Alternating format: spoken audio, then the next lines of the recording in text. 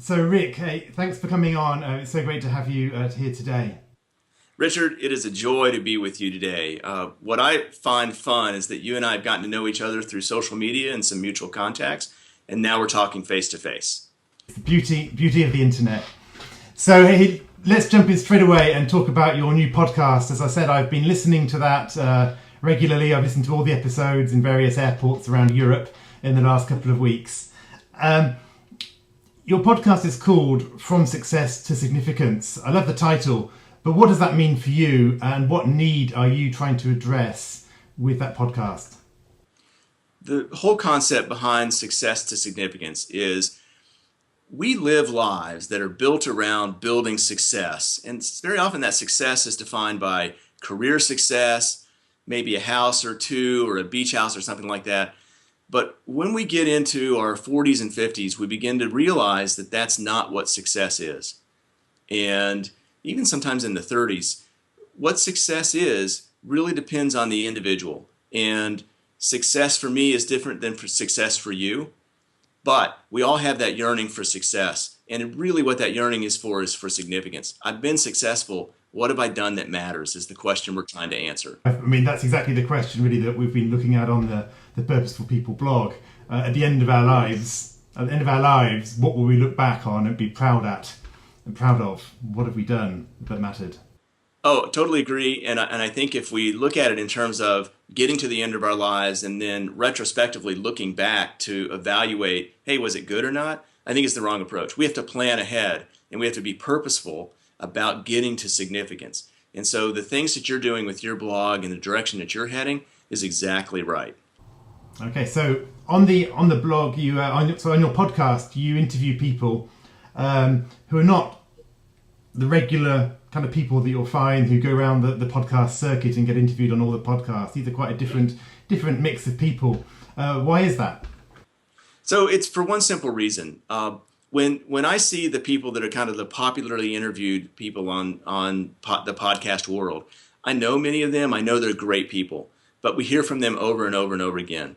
And the body of people that are making a difference individually, either in a person's life or a company's life, is huge. And so I've worked hard to find those individuals that may not be noticed by the public, but are making a significant difference, not only in their lives, but other people's lives. And I think their stories are just as interesting. And they're more interesting in one way because we haven't heard them over and over and over before. Yeah, absolutely. And they're also very diverse.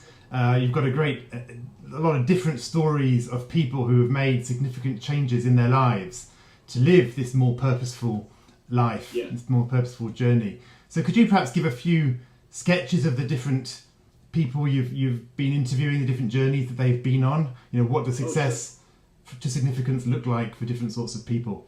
I think the key is that it's individual. So what is success and what is significance for you, Richard, isn't going to be that for me. And it may not be that exact thing for your readers and listeners or my listeners and readers. But what that individual focus on significance, though, comes from what we've done in our lives to this point, what we've learned, what our natural bents are, and our skills. That's where we begin to draw out those individual characteristics. And so three people come to mind, and if you don't mind, I can kind of list off those three people and what makes them special that I've interviewed so far. Yeah, sure, go for it. Okay, so the first person that I interviewed is a guy named Steve Schulze. He had worked for the government for 31 years, and his wife was telling him to get out before they carry you out. And his story is powerful because he was in a career that he kind of liked, but he was doing it for the reasons to support his family, to buy the houses, buy the cars, and all of that. But it really was killing him.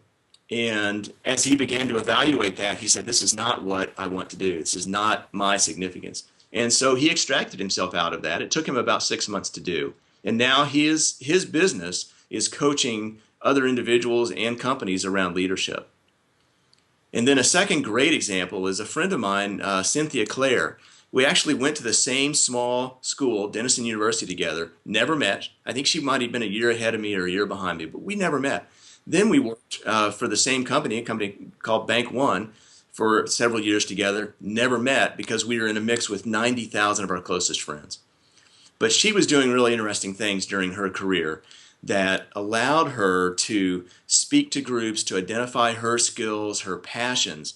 And what she was doing is she was helping individuals identify what their special gifts were within the corporate environment. And as she wanted to expand that role and pursue that further, it really didn't fit in with that corporate environment. And so she left to form her own company. She's since written a book.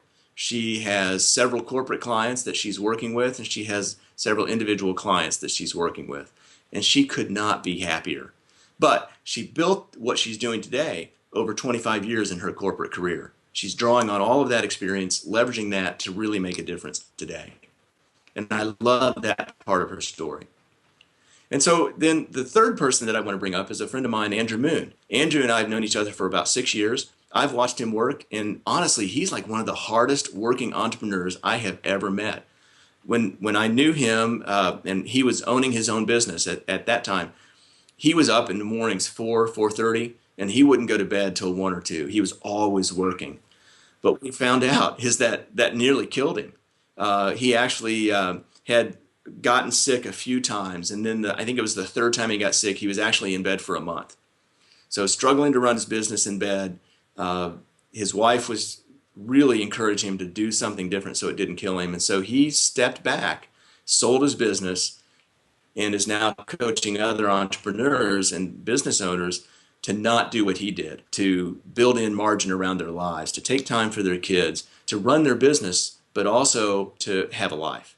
And so those three stories I just love. That to me embodies who the success to significance individuals are. That's so interesting, because you have a government employee, a corporate employee, and an entrepreneur, and they all figure out different ways to make a pivot in their lives to a more purposeful and more impactful way of living and working. What would be the three most important lessons that you've pulled out of these interviews for anybody wondering if they can do it, if they can live a more significant life, if they can make a pivot? What would the lessons be that you'd want to share? Okay. It's difficult to boil it down to three. I'll give it a shot. So, and I think there's probably a lot more to it than this. And so this is going to make it sound very simple when it's actually very difficult, but that challenge is an enjoyable challenge. So the first thing that comes to mind is that none of these individuals have done it alone. So in their own way, they've either sought out a coach, they've joined a mastermind group, they have a small group of people that they rely on to run ideas by, but they've not done it alone, and they haven't just emerged from a shell of their aloneness to be significant. So they've sought the input of others. They've listened to that guidance. They don't always follow that guidance, but they've listened to that guidance, taken it into account, and then made some changes. So I think number one, that's really key, is to don't go alone. Find people you trust, find people that are wiser and smarter than you, and listen to what they have to say. I would say the second thing is, for all of these individuals, they've been successful. Their careers, if you look at that from the outside, you looked at their LinkedIn profiles, these people are very successful. But that's not what they're after. The success to them is secondary. What they're really after is having an impact on other people's lives. So now especially, they've taken years and years worth of experience, and they're applying that, leveraging that to help others in their quest to do what they want to do. So for instance, Cynthia her book was Divorce to Divine. She got divorced several years ago. It was a terrible situation, but she's recovered from that. So she wrote this book to help other women get through that. And that's part of the coaching that she's done. And that's how she's finding significance in addition to coaching corporations and others. So I would say those are the two big things that I would say are absolutely necessary. So Rick, I asked you to give me three. You actually boiled it down to two. It's a team effort. Don't do it alone, and also don't focus entirely on success, but think about the impact you can have on your own life. I think that's great. Is there a third one you'd want to add to the mix? Okay, if you force me, I will. The key is it's never too late to start. And some of the people that I know are doing this are in their 60s, some are in their 30s and 40s, and some have done it multiple times. But if you're thinking that it's too late, or I've got too much responsibility, with the home and mortgage and kids, please don't think like that. It's just flat out never too late to start. That's it's really helpful because you're either thinking I'm too young to start to make these changes, or you think I'm too old to start to make these changes. There never seems to be this moment when you feel now I should change my life and make a big impact in the world. It always seems to be too young or too old. So I think that's a great idea, just to get moving. Right. So Rick, if people want to find out more about you and more about the podcast, what's the best way for them to find that? The easiest way to find me is simply go to my website. It's rickcoplin.com, and you can put a slash after that and put podcast if you want to learn more about the podcast. Perfect. Well, I do recommend it to people. I think if you're interested in purposeful people and what we're doing here, then you will love Rick's podcast. It's real practical examples of real people who are living this journey, and so I'd heartily recommend it. Yes, Richard, thanks so much for having me. I love what you're doing, and I'm just going to encourage you, and by default, to encourage the people that are following you. I think you're doing great work, and I think that you're headed in the right direction. I love that you've incorporated the idea of purpose behind what you're doing, because purpose is really what gets us started.